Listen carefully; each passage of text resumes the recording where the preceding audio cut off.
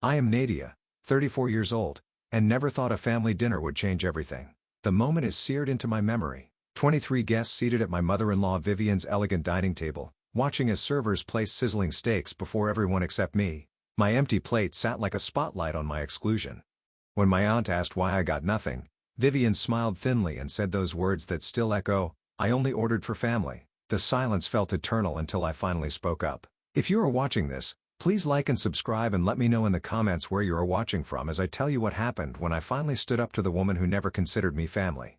My story starts long before that infamous dinner. I grew up in a loving middle-class home in Boston with parents who worked incredibly hard to give me opportunities they never had. My father drove a delivery truck for 30 years, and my mother worked as a secretary at an elementary school. They sacrificed everything to send me to college, making me the first in our family to earn a degree. I worked through school, took out loans, and eventually earned my master's in speech therapy. By the time I met Derek, I had built a successful practice working with children with speech disabilities. My work was fulfilling, helping kids find their voice and confidence. I lived in a modest apartment, drove a practical car, and had a small circle of close friends. My life wasn't glamorous, but it was authentically mine, built through hard work and determination. I met Derek at a wedding 3 years ago. He was the best man. I was a college friend of the bride. We locked eyes across the reception hall in that cliché way you never think happens in real life. He was handsome in his tailored suit with kind eyes and an easy smile. When he asked me to dance, the connection was immediate. We talked until the venue staff started stacking chairs around us. Derek was a financial analyst from a wealthy family in Connecticut.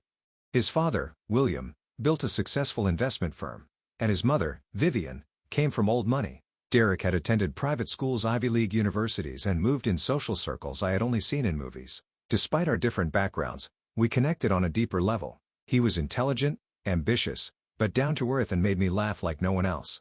Our romance was a whirlwind. Within 6 months he proposed during a weekend trip to Cape Cod. I said yes without hesitation, believing we could bridge any gap between our worlds. That was my first mistake. I underestimated how deeply class divisions could run, especially for someone like Vivian. I first met Derek's parents at our engagement dinner. William was polite, if somewhat distant, a tall man with silver hair who seemed more comfortable discussing market trends than personal matters. But Vivian was another story entirely. She was elegantly dressed in designer clothes that looked effortless but probably cost more than my monthly rent. Her smile never reached her eyes when she looked at me. Throughout that first dinner, Vivian peppered me with questions that felt more like an interrogation. Where exactly did I grow up? What did my parents do? Where did I attend school? Each answer seemed to disappoint her, though she maintained a veneer of politeness. She mentioned Derek's ex-girlfriend Julia several times, noting her family's vacation home in Martha's Vineyard and her father's position as a hospital director. Julia and Derek made such a handsome couple at the Prescott Charity Gala, she reminisced, showing me a photo on her phone. Her mother and I were on the committee together. Such a shame things didn't work out. Derek seemed oblivious to these subtle digs. He adored his mother and could not see past her polished exterior. Whenever I gently mentioned her behavior later, he would defend her intentions. "Mom is just protective," he would say. "She wants to make sure I am happy. Give her time, she will warm up to you." Time, unfortunately, only seemed to make things worse. Derek's sister Elaine initially appeared friendly, complimenting my earrings or asking about my work. But there was an underlying competitiveness in her interactions, constantly mentioning her own achievements or subtly correcting my etiquette mistakes at family gatherings. Derek's brother Michael and his wife Stephanie maintained a polite distance. They were cordial but never warm, following Vivian's lead in keeping me at arm's length. I later learned that Stephanie had endured similar treatment when she first joined the family, but eventually won approval by working at William's firm and adapting to their lifestyle. I tried everything to win Vivian's approval. I brought thoughtful gifts to family gatherings, researched topics she was interested in, offered to help with her charity events. Each effort was either forgotten or dismissed. The crystal vase I gave her for her birthday somehow never made it out of its box. My offer to help with her annual charity auction was declined because the committee is already set. The only relative who showed me genuine kindness was my Aunt Margot, my mother's sister, who lived in Connecticut not far from Derek's family. Margot was my anchor, providing perspective and support when I felt like I was drowning in Vivian's subtle hostility. Unlike my parents, who lived in Arizona now, Margot could attend family functions and witness the dynamics firsthand. When the invitation arrived for Vivian's annual family dinner celebrating William's retirement, I approached it with both hope and dread. The embossed card specified black tie attire and a 7-course meal prepared by a renowned chef. Margot had also been invited, which was unusual, but gave me some comfort. I later learned that William and Margot had been friends in college, something Vivian was not pleased about, but tolerated because of William's insistence. "This is an important night," Derek told me, as we prepared for the event. "Dad is finally stepping back from the firm, and Mom has been planning this dinner for months. Everyone will be there. The whole extended family." I nodded, selecting a conservative black dress that I hoped would meet Vivian's exacting standards. "I know. I will do everything I can to make sure it goes perfectly." If only I had known then how that night would unfold and how it would change everything. The evening of William's retirement celebration arrived with a perfect October chill in the air. Derek and I pulled up to his parents' colonial mansion in our Audi, joining the line of luxury vehicles in the circular driveway. The house was illuminated like a picture from Architectural Digest, with tasteful landscape lighting highlighting the manicured gardens and stone facade. "You look beautiful," Derek said, squeezing my hand before we walked to the imposing front door. I had spent hours preparing, wearing the black dress I had saved 3 months to afford, with my hair professionally styled and makeup carefully applied to look elegant but not overdone. Vivian greeted us at the door herself, bypassing the hired staff who took coats and directed other guests. She embraced Derek, warmly holding him tight and exclaiming how handsome he looked in his tuxedo. When she turned to me, her smile cooled noticeably. She offered a brief air kiss near my cheek, careful not to actually make contact. "Nadia, you made it," she said, as though my attendance had been uncertain. She made no comment about my appearance before turning to welcome the guests behind us. The grand foyer opened to several elegantly decorated rooms filled with about 40 people in formal attire. Crystal chandeliers cast a warm glow over the proceedings, and staff in black and white uniforms circulated with trays of champagne and hors d'oeuvres. A string quartet played softly in the corner of the main salon. I recognized many faces from previous family gatherings. William's brother, and his wife Derek's cousins from Boston, several partners from the firm. Vivian's sister Charlotte held court near the fireplace, gesturing dramatically as she spoke to an attentive audience. As Derek led me through the room, stopping to greet relatives and friends, I noticed the family photographs arranged on tables and walls. There were professional portraits of Derek and his siblings, as children, candid shots from family vacations, and several of William and Vivian at various social functions. I searched, but could not find a single photo from our wedding, though there were recent pictures of both Michael and Elaine with their spouses. "Derek, come here, son," William called from across the room. Derek squeezed my hand apologetically before heading over to join his father and several older men I recognized as senior partners at the firm. Left on my own, I wandered toward the dining room, admiring the elaborate table setting visible through the doorway. The long mahogany table was set for 23 with fine china crystal stemware and silver flatware arranged with mathematical precision. Name cards in elegant calligraphy marked each place setting. "Quite the production, is it not?" a familiar voice said behind me. I turned to find my Aunt Margot, elegant in a deep blue gown, her silver hair styled in her signature bob. "Margot," I embraced her, genuinely relieved to see a friendly face. "I did not know you would be here. William and I go way back," she said with a wink. "College friends. Vivian knows this, but conveniently forgets whenever possible. William made sure I was included tonight." As we chatted, a server approached with a tray of champagne flutes. He offered one to Margot, but moved to walk past me without stopping.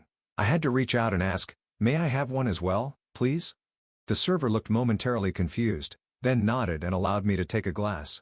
As he walked away, I noticed Vivian watching the interaction from across the room, her lips pressed into a thin line. "Do not let her get to you," Margot whispered, following my gaze. "That is exactly what she wants." Throughout the next hour, I noticed similar small exclusions. Servers consistently overlooked me when offering canapés. When Elaine showed everyone her new diamond bracelet, a gift from her husband Vivian, suggested it was exactly the kind of quality piece that comes from good breeding and taste, while glancing pointedly at my modest jewelry. The most obvious slight came when Vivian circulated through the room, personally refilling wine glasses. She topped off everyone's drink, engaging in brief conversation with each guest. When she reached Margot and me, she refreshed Margot's glass while asking about her recent trip to France. Then, without acknowledging me, she turned to move away. As she did, her elbow accidentally bumped my arm, causing red wine to splash onto my black dress. "Oh dear," she said, without real concern. "You should go to the powder room and take care of that. Down the hall, second door." In the bathroom, I dabbed at the stain with a damp towel, fighting back tears of frustration. Through the vent, I could hear voices from the adjacent room, which I realized was Vivian's study. "She is trying so hard. It is painful to watch," Vivian's voice said. "That dress is clearly off the rack. And those shoes with that handbag." "Mom, be nice," Elaine's voice replied, though she was laughing. "Derek seems happy." "For now," Vivian said. Julia called last week, still single. I have always thought they would find their way back to each other eventually. I froze the damp towel pressed against my dress. Derek had dated Julia for 3 years before meeting me. They had broken up because, according to Derek, they wanted different things in life. I had no idea they were still in contact, much less that Vivian was actively keeping those lines of communication open.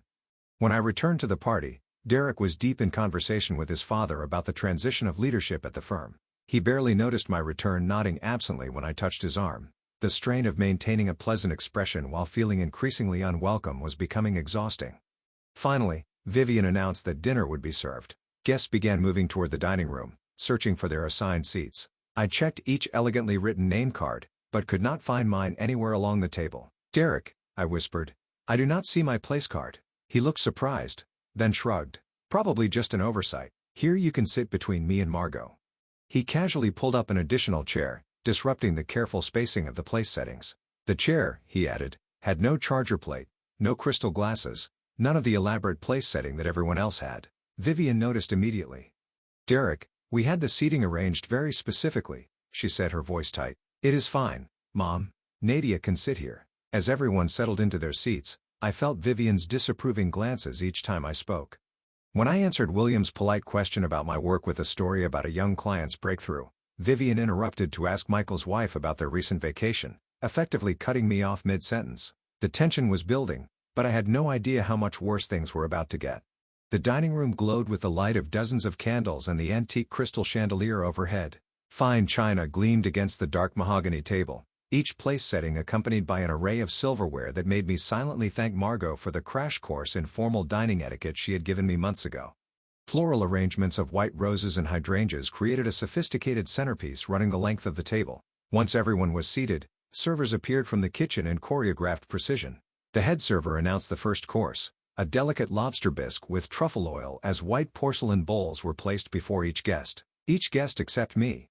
I sat awkwardly as everyone around me received their appetizer. Derek was engaged in conversation with his brother about quarterly projections for the firm and did not immediately notice. Margot, however, did. "Excuse me," she said to a passing server. My niece did not receive the first course. The server looked uncomfortable and glanced toward Vivian, who smiled placidly from the head of the table. "I believe we are one setting short," Vivian said. "The chef prepared exactly enough for the invited guests. Perhaps you could share with Derek." Nadia.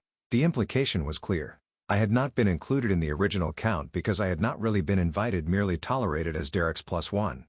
Derek finally noticed the situation and frowned slightly. "Mom, could the kitchen prepare another portion? The bisque is quite complex, dear. It was prepared in exact quantities. I am sure Nadia understands." Her tone suggested that making an issue of it would be terribly unsophisticated. Derek hesitated, then pushed his bowl slightly toward me. "We can share," he said quietly, before returning to his conversation with Michael. I took a small spoonful of the bisque, my appetite diminishing with each passing moment. Around the table, conversation flowed about investments, recent vacations, and Elaine's daughter's acceptance to an exclusive private school. I remained silent, feeling increasingly invisible. When the second course arrived, a small plate of scallops with a beurre blanc sauce, the pattern repeated. Everyone received a serving except me. This time I did not bother to point it out, and neither did Derek. He absently offered me one of his scallops while discussing the merits of European versus American business schools with his cousin. By the third course, a palate-cleansing sorbet, I noticed several guests casting uncomfortable glances in my direction as I sat with an empty place before me. William appeared confused, but said nothing, deferring to his wife's management of the dinner, as he had presumably done for decades. Then came the main course. Servers entered carrying silver trays with sizzling prime ribeye steaks, perfectly cooked to each guest's preference, accompanied by roasted vegetables and truffle mashed potatoes. The aroma filled the room and appreciative murmurs rippled around the table. A server placed plates before each person until he reached me. Instead of the steak everyone else received, he set down a small plain garden salad with no dressing. The contrast between my sparse plate and the elaborate meal surrounding me could not have been more stark. Margot set down her fork with a sharp clink against her plate. "Vivian, why does Nadia have a salad when everyone else has steak?" The table fell quiet conversations, pausing as attention turned to our end of the table. Vivian's smile remained fixed, but her eyes hardened. "I only ordered for family," she said, her voice honey-sweet but laced with venom. "The steaks were quite expensive, flown in from Japan. I am sure Nadia appreciates something lighter anyway." The silence that followed was deafening. I could feel every eye on me waiting for my reaction. Next to me, Derek continued cutting his steak, his eyes fixed firmly on his plate. "Am I family or not?" I asked him quietly. Derek glanced up, his expression pained. "Do not do this, not here," he muttered, still chewing. That was when something inside me broke. 2 years of slight exclusions and pretending not to notice crashed down on me at once. I had endured Vivian's passive-aggressive behavior for Derek's sake, believing that eventually she would accept me. But sitting there with a plain salad while everyone else enjoyed premium steak, I realized nothing would ever change unless I made it change. As dessert was served, elaborate individual chocolate soufflés rising majestically from ramekins, I once again received nothing. Not even a mint or a cookie, just an empty space where my dessert should have been. I watched as everyone at the table savored their soufflés, making appreciative noises and complimenting Vivian on the menu. Derek was so absorbed in his dessert that he did not offer to share, did not even seem to notice that I sat beside him with nothing. My hands trembled slightly in my lap as I gathered my courage. Margot sensed my resolve and squeezed my hand under the table, a silent gesture of support that gave me the final push I needed. I had spent 2 years trying to fit into a family that had no intention of making room for me. 2 years of shrinking myself, accepting disrespect, and pretending not to notice the 1,000 paper cuts to my dignity. As I looked around at the family laughing and enjoying their meal while I sat excluded, I knew this moment would define our future. I could stay silent and accept my place as an outsider forever, or I could stand up for myself, whatever the consequences. I chose to stand up. "Actually," I said, my voice surprisingly steady despite my racing heart, "I would like to address something." The conversations around the table gradually quieted as people realized I was speaking. Derek tensed beside me, his fork pausing midway to his mouth. "Nadia," he whispered, "not now." But I continued, my gaze fixed on Vivian at the head of the table. "For 2 years I have tried to be part of this family. I have overlooked the slights, excused the accidental exclusions, and accepted being treated as less than. But tonight has made something very clear that I can no longer ignore." Vivian's smile remained fixed, though her knuckles whitened around her dessert spoon.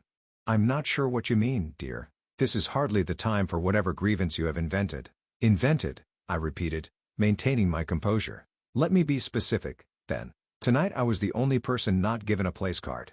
I was the only one servers consistently overlooked for drinks and appetizers.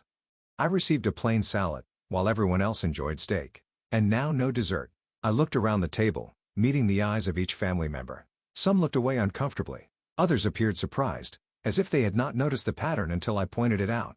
"But this is not just about tonight," I continued. "It is about the Christmas gift exchange, where everyone received a present except me because I was not on the family list. It is about the family vacation photos, where I was asked to step aside so you could get just the family. It is about my wedding picture being the only one absent from your family photo wall." William frowned, looking genuinely confused. "Vivian, is this true?" Before Vivian could respond, Margot spoke up. "It is all true, William. I have witnessed it myself numerous times." "This is ridiculous," Vivian said, her voice rising slightly. "Nadia has always been overly sensitive. We have done nothing but welcome her into our home." "Welcome me," I echoed in disbelief. "You have systematically excluded me from day one. You compare me unfavorably to Julia at every opportunity. You forget to include me in family events.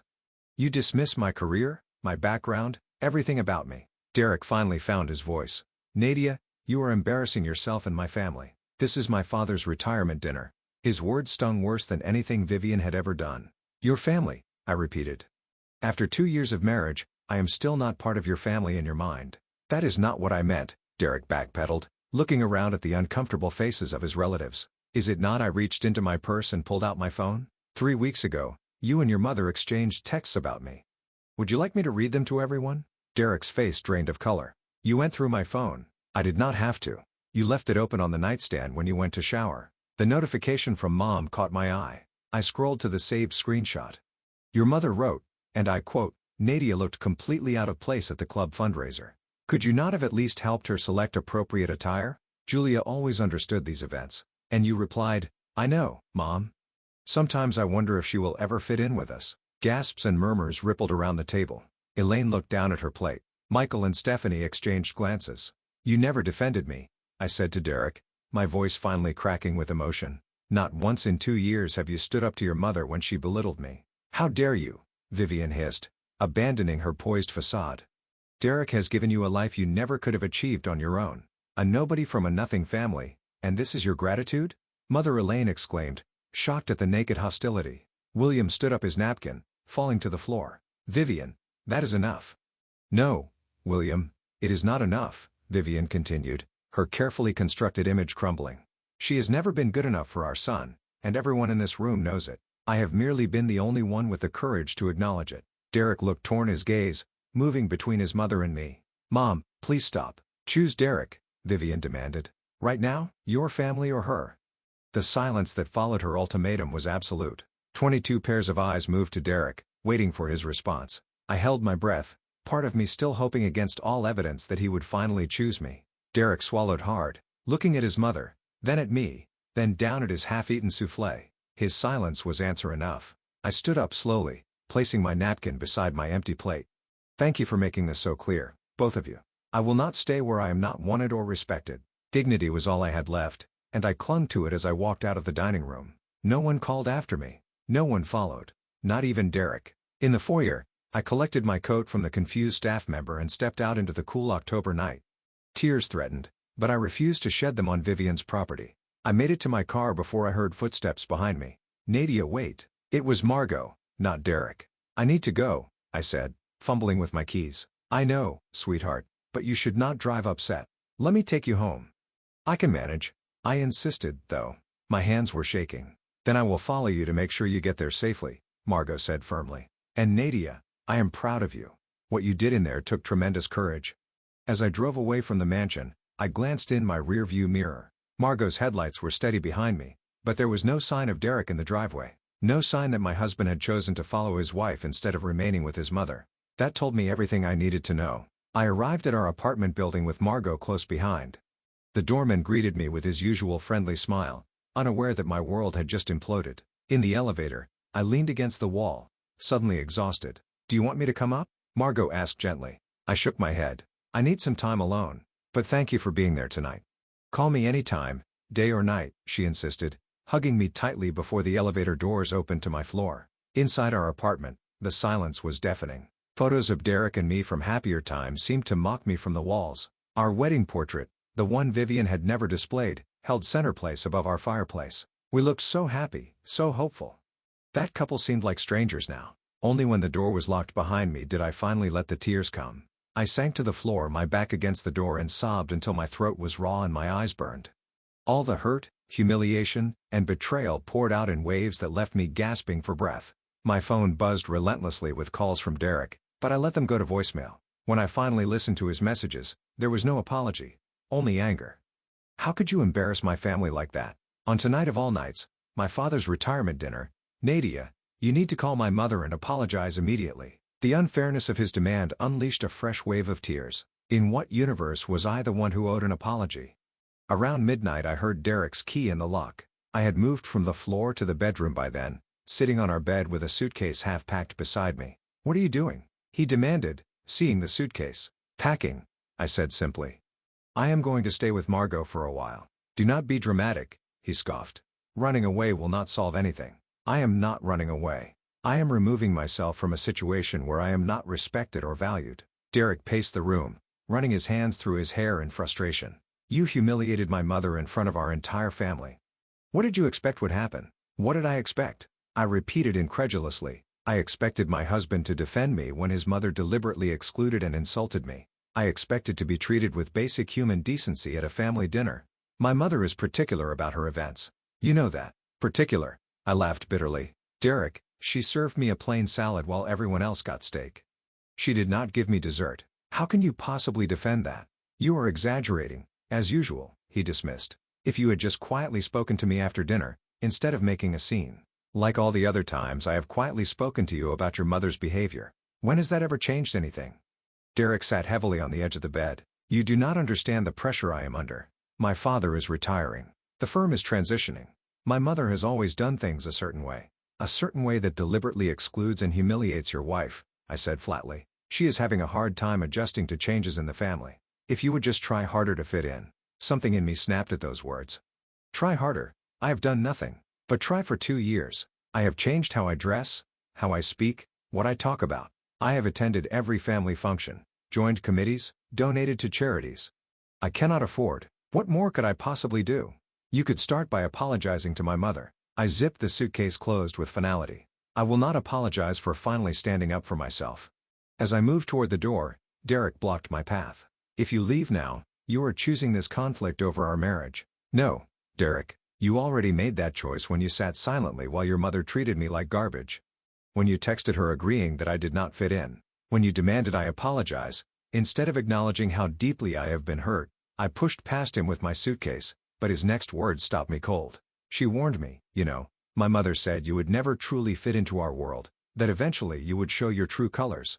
I turned to face him one last time. And she warned me, too, in her way. She told me at our engagement dinner that your relationship with Julia ended because she did not support your career enough. But that was a lie, was it not? It ended because she finally got tired of your mother's treatment and your failure to stand up to her. Derek's shocked expression confirmed my suspicion. How did you know about that? I did not, until just now. But it makes sense. Has your mother been in contact with Julia recently, Derek? Perhaps invited her to lunch? His silence was damning. That is what I thought, I said quietly. Goodbye, Derek. I spent that night on Margot's couch, alternating between tears and numbness. In the morning, Margot made coffee and sat beside me. What happens now? She asked gently. I do not know, I admitted. Part of me wants to fight for my marriage, but a larger part is wondering if there is anything left worth fighting for. The next week passed in a blur. Derek called and texted constantly, alternating between demands that I return home and apologies that never quite acknowledged the real issues. I maintained minimal contact, telling him I needed space to think. Then came the unexpected allies. Michael called me privately, something he had never done before. Nadia, I want you to know that Stephanie and I support you, he said awkwardly. What happened at that dinner was wrong. Mom has always been difficult, but this was beyond anything acceptable. Later that day, Stephanie texted me. When I first married, Michael Vivian treated me similarly. Not as extreme, but the same pattern. It took years and my joining the firm before she accepted me. Just wanted you to know, you are not alone or crazy. What she did was cruel. Even more surprising was Elaine showing up at Margot's apartment unannounced. I should have said something that night, she admitted, looking genuinely remorseful. I have watched Mom treat you poorly for 2 years and said nothing. I was afraid of becoming her next target. Has she always been like this? I asked. Elaine nodded. With anyone she perceives as a threat to her control over the family, yes. Dad has enabled it for decades. Michael and I learned to navigate it. Derek was always her favorite, so he never had to. The most awkward interaction came when William called me directly. Nadia, this is William, he said formally. I want to apologize for what happened at our home. I had no idea the extent of, well, I should have been more observant, more involved. Thank you, I said, surprised by his call. Vivian and I are discussing this situation, he continued. I want you to know that I consider you family regardless of how poorly that was demonstrated. While these unexpected supports helped, Derek's behavior grew more concerning. He seemed to swing between contrition and anger, never fully acknowledging the fundamental problem. 2 weeks after the dinner, he delivered an ultimatum of his own. Either you come home and make peace with my mother, or we need to rethink our marriage. That same day, I received a certified letter from a lawyer representing Vivian Harrington, claiming I had borrowed and failed to return several items of jewelry from her home. It was a blatant lie and an obvious attempt at intimidation. That evening, I called Lauren, a colleague who had become a close friend. She listened to the whole story without interruption. Nadia, what you are describing is a toxic family system, she said finally. Derek is deeply enmeshed with his mother. He may love you, but he has been conditioned his entire life to prioritize her approval above all else. So what do I do? First, document everything. Every text, email the lawyer's letter. And second, I think you should consult with a divorce attorney, even if just to understand your options. The word divorce hit me like a physical blow. Despite everything, I had not allowed myself to think that far ahead. But Lauren was right. I needed to protect myself. 2 days later, I had a consultation with a family law attorney who specialized in high-conflict divorces. She reviewed my situation and helped me understand what a separation or divorce might entail. I did not make any decisions, but knowledge was power. That evening, my phone rang with Derek's number. I almost sent it to voicemail, but decided to answer. Can we meet? He asked, his voice subdued. Just to talk. Neutral ground. After a moment's hesitation, I agreed. The coffee shop near Margot's apartment. Tomorrow at 10. I will be there, he promised. I hung up wondering if this meeting would provide closure or a new beginning. Either way, I was no longer the same woman who had sat silently accepting disrespect at Vivian's table. That Nadia was gone forever. The coffee shop was busy with the Saturday morning rush when I arrived 5 minutes early for my meeting with Derek. I chose a table in the corner, partially screened by a large potted plant that offered some privacy without complete isolation. My hands cradled a ceramic mug of black coffee that I had barely tasted, my stomach too knotted with anxiety to accommodate even caffeine. When Derek walked in, I almost did not recognize him. In just 3 weeks, he seemed to have aged years. His usually impeccable appearance was slightly rumpled, his hair less perfectly styled, dark circles prominent under his eyes. He spotted me immediately and made his way over carrying his own coffee. "Thank you for meeting me," he said formally, as if we were business associates rather than husband and wife. "You wanted to talk," I replied, keeping my voice neutral. "So talk." Derek took a deep breath, seeming to gather his thoughts. "I have been doing a lot of thinking these past weeks, and I realize I owe you an apology. The way things happened at the dinner was inappropriate." I raised an eyebrow. "Inappropriate? Is that really the word you want to use for what happened?" He shifted uncomfortably. "Nadia, I am trying here. Are you? Because it sounds like you are minimizing what happened. Your mother deliberately excluded and humiliated me, and you let her. Then you demanded I apologize to her." "I know," he said, his voice dropping. "I know how that sounds now. At the time, I was just reacting the way I always have. Mom gets upset, we all scramble to smooth things over, even when she is completely in the wrong. Especially then," he admitted quietly. "It has always been easier to placate her than confront her." I pulled a folder from my bag and placed it on the table between us. "I brought something I want you to see." "What is this?" "Evidence," I said simply. "Open it." Inside were printouts of text exchanges, emails, photos, documenting 2 years of systematic exclusion and undermining, by Vivian, all organized chronologically with dates and brief explanations. Derek flipped through the pages slowly, his expression growing more troubled with each one. "You kept all of this?" "Not intentionally at first, but after a while I started documenting things because you always dismissed my concerns. I needed to prove to myself I was not imagining it." He paused at a screenshot of his text exchange with Vivian about me not fitting in. "I remember this. I was angry that night, frustrated that things were always so tense between you and Mom. I should never have said that." "No, you should not have," I agreed. "But what hurts more is that you never stood up for me. Not once in all these incidents." The waitress approached our table to refill our coffees. "Everything okay over here?" she asked, perhaps sensing the tension. "Fine, thank you," Derek replied automatically. After she moved away, he leaned forward. "Nadia, I want to tell you something that happened after you left the dinner." I steeled myself. "Go ahead." "After you walked out, there was this horrible silence. Then Aunt Charlotte started saying you were overreacting, and Mom began crying about how disrespectful you were. But Dad stood up and said, 'Enough, Vivian.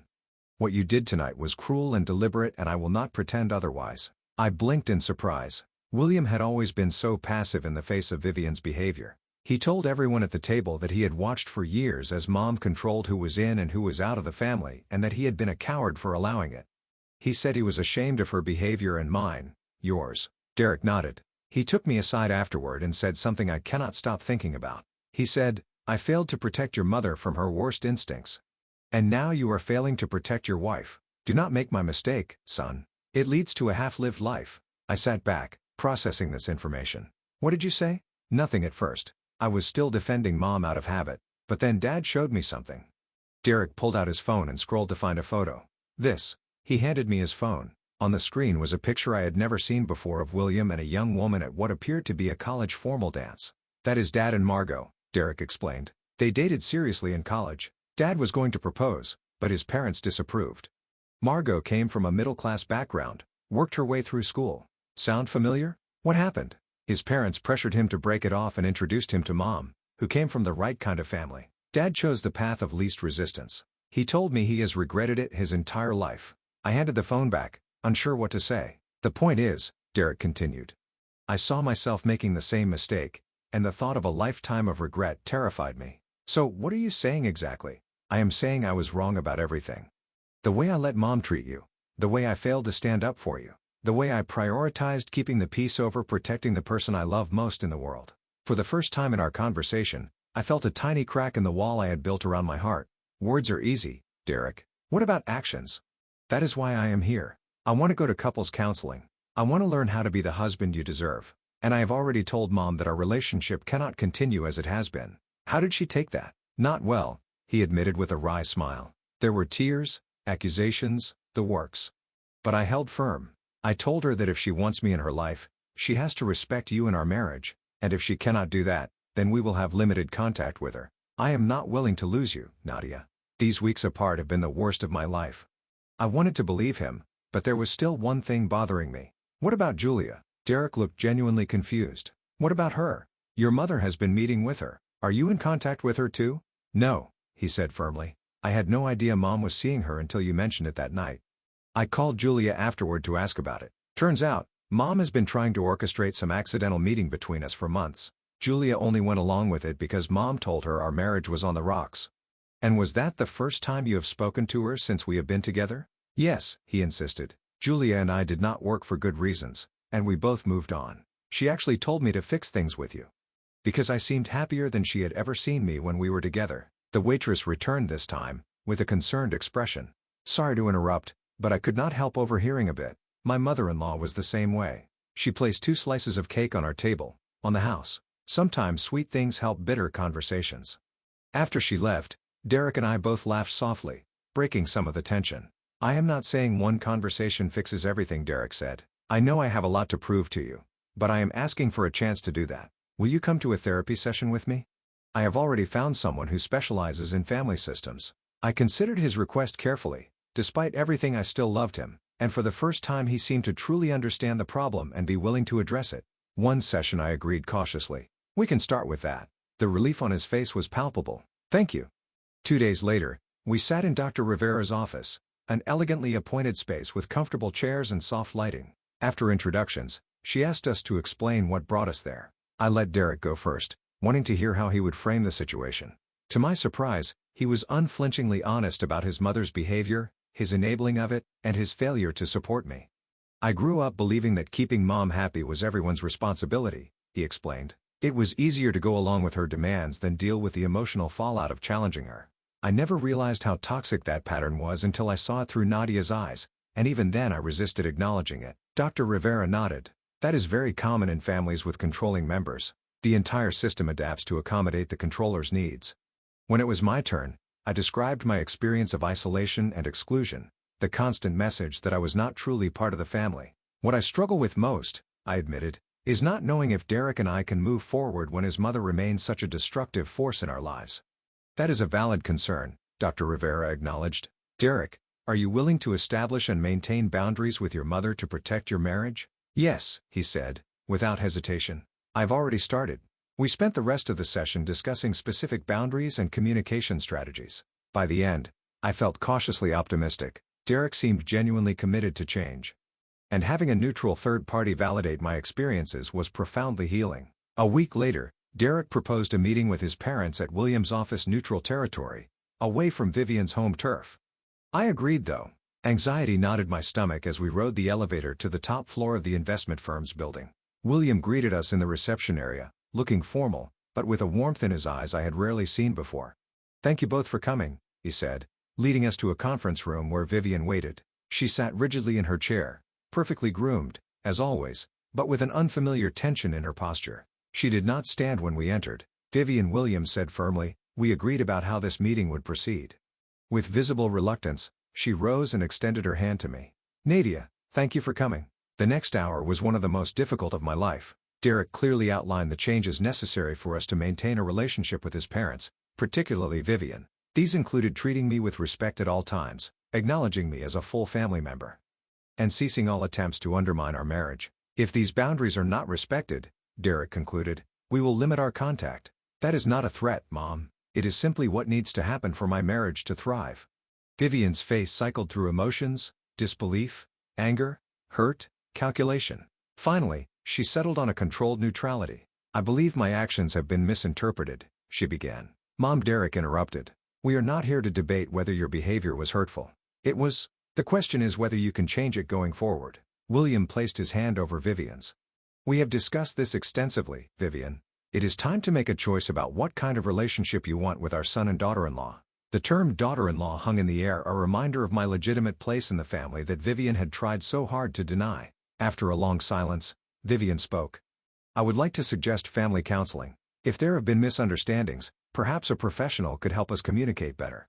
It was not an apology, but it was a concession, a willingness to engage in a process that might lead to change. For Vivian, it was a significant step. Derek looked at me, leaving the decision in my hands. I thought about all we had been through, the hurt and betrayal, but also the possibility of healing. I think that could be helpful, I said finally, if everyone commits to the process honestly. As we left the meeting, Derek squeezed my hand. Thank you for giving this a chance. I know it was not easy. It is just a beginning, I cautioned. I know, he agreed, but it is a beginning I did not think was possible 3 weeks ago. Walking out of the building into the bright afternoon sunlight, I felt something I had not experienced in a long time. Hope, not certainty, not complete trust, but hope. It was enough for now. 6 months passed, bringing changes I could never have imagined on that fateful night when I sat at Vivian's table with an empty plate. Spring had arrived in Connecticut trees, budding with new life that seemed to mirror the transformation in our family relationships. Derek had grown in ways that consistently surprised and moved me. The man who once silently allowed his mother to exclude me now stood firmly as my advocate. In our weekly therapy sessions with Dr. Rivera, he had excavated the patterns of his childhood understanding, how they had shaped his responses to conflict, particularly with his mother. I was trained from birth to keep Mom happy at all costs, he explained during one session. Any disruption to her vision of how things should be resulted in emotional consequences for everyone. I learned to anticipate her needs, smooth over problems before they reached her, and never, ever challenge her directly. Dr. Rivera helped him see how these coping mechanisms, while necessary in childhood, were destructive in his adult relationships. Your primary loyalty now belongs to your marriage, she reminded him. That requires a fundamental shift in your priorities. To his credit, Derek embraced this difficult work wholeheartedly. He established clear boundaries with Vivian, maintained them consistently, and supported me when family tensions arose, as they inevitably did. The family therapy sessions William had suggested actually materialized, though not without resistance from Vivian. Under the guidance of Dr. Winters, a therapist specializing in family systems, we began the messy, uncomfortable process of addressing decades of dysfunctional patterns. Vivian, Dr. Winters said, during our third session, your behavior suggests a deep fear of abandonment. You try to control family relationships because you are afraid of losing your central role. Vivian bristled visibly. That is absurd. I simply maintain certain standards for our family. Standards that conveniently exclude anyone you perceive as a threat to your influence, William noted, with a gentleness that took some of the sting from his words. Over time, these difficult conversations began to yield insights. Vivian reluctantly revealed aspects of her own upbringing, her mother's conditional love, her father's emotional distance, and the pressure she felt to maintain a perfect facade at all costs. I was taught that appearances matter above all else, she admitted in our 6th session, that people would only value me if I represented something enviable. This did not excuse her behavior toward me, but it helped me understand its origins. The woman, who had seemed like an implacable enemy, began to appear more human, damaged by her own past in ways that had rippled outward to affect everyone around her. Our personal lives evolved alongside these therapeutic interventions.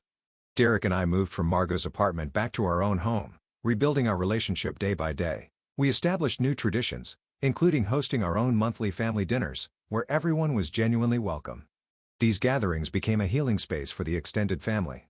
Michael and Stephanie, freed from the constraint of Vivian's approval, shared more openly about their own struggles. Elaine, who had always competed for her mother's attention, relaxed into more authentic relationships with everyone, including me. Most surprisingly, William emerged from the shadow of decades of acquiescence to become a more active participant in family life. He began calling Derek regularly, not just about business, but to check in on our well-being. He invited me to lunch occasionally, asking thoughtful questions about my practice and sharing stories about his own early career challenges. I regret many things he told me during one such lunch.